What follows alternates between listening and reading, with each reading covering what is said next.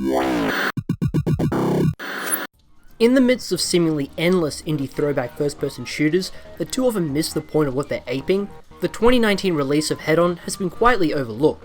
As a self-titled love letter to 30-year-old boomers, mixing shooters like Doom, Hexen, Serious Sam, alongside traditional dungeon crawler adventures like Arx Fatalis and Ultima Underworld, it's a very intriguing and playable hybrid. This is all while largely being a mod for Doom 2, running through GZ Doom by some Romanian dude, making the results incredibly impressive. Hedon offers a lot of potential as a genuine throwback and foundation for the developers' next work to improve on. Its ambitions are somewhat tempered by the creator's inexperience, most of the pacing and introduction of new mechanics. The opening few levels are easily the most egregious example of this. As Zan, a hella thick half-orc half-demon, you awake in a cave with little knowledge of why you're there. This opening section is fairly slow as you come to grips with the setting and kill a few worms, which may turn off a few new players. Those undeterred eventually reach the surface and face off against an ongoing invasion of deranged cultists that are aiming to breach the Orc stronghold of Valk, and access the inexplicably powerful crystal technology.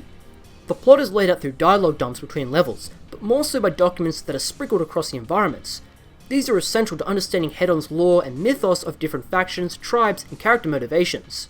The game is unexpectedly narrative heavy with numerous scripted areas and even lengthy cutscenes, so skimming through parchments isn't really an option without getting lost, making the early couple of hours fairly overwhelming as you read up about Valk. The writing itself is fine if tropey, the typical betrayals, Deus Ex Machina spiritual beings, and calls to destiny. Rather, the presentation is where Hedon strides. Each of the 10 levels are packed with details, character, and charm. From wild forests, massive forges, mountaintop outposts, and townships, often having a unique biome or showing off the industrial systems that revolve around using the crystal technology, Hedon has a very charming fantasy steampunk style. The usage of music by Alexander Brandon of Deus Ex and Unreal fame is a great touch, as exploring the huge maps invokes the same feelings that Unreal offered.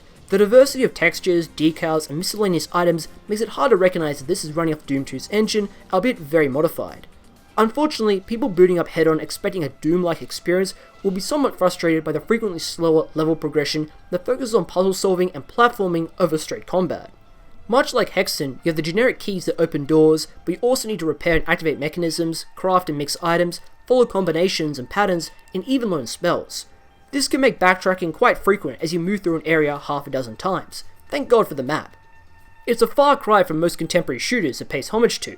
One level has you mine some iron ore before smelting it, then melting it into a usable cog. Another level has you create some enchanted ink by first learning magic in a library and boiling vegetables to create the ink. Thankfully, it doesn't repeat itself, so each stage feels highly original and distinctive. You generally know when you're making progress by whether enemies are spawning in or not. A bit gamey, but it works. It's very much reminiscent of Arx Fatalis and Ultima Underworld in its subterranean atmosphere and how you can learn from the environment.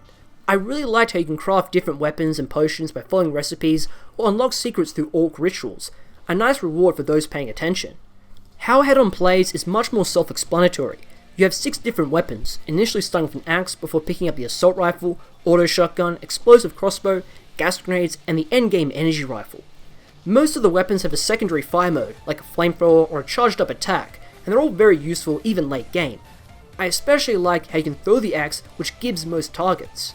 How the enemies get ripped apart, burn alive, or disintegrate depending on weapon choice really helps the combat still feel fresh. A new enemy type is added to the roster each level and feels like nods towards other FPSs. The flame-spewing hellhounds are very similar to the ones in Blood, and the forge elementals that spawn lost souls are clearly enhanced pain elementals from Doom 2. Hedon starts off quite simple with a constant supply of ammo and health drops in the form of food, beer, potions, and power crystals that replenish your armor. The limited number of opponents are easy pickings, but it's not long before you're inundated with hordes of cultists and monsters, turning firefights into bloodbaths. To contend with the heightening difficulty, multiple elixirs and crystals that buff Zan's combat prowess are scattered throughout different caches and secrets. These are mostly lifted from other games like slowing down time, invisibility, berserk mode, shields, and increased fire rate. There are also deployable turrets that back you up in a fight. Since the carry between levels and are vital in boss fights, it's worth fully exploring the map. The combination of these powers along with your arsenal makes up some really enjoyable battles as you switch between different attacks and abilities and blow away dozens of mooks. It looks and sounds great, never have orcs been so thick and goblins so fine. Hedon is very easy to run and highly scalable with a myriad of graphical options thanks to GZ Doom. There weren't any crashes or hitch-ups in the 9 hours it took to finish, and for the amount of original content at $15, it's an easy sell. Smart, polished, single-player FPSs that don't rely on RNG and gimmicks is highly refreshing. Boomers, Zoomers, and Doomers alike would enjoy this fast-paced carnage fest.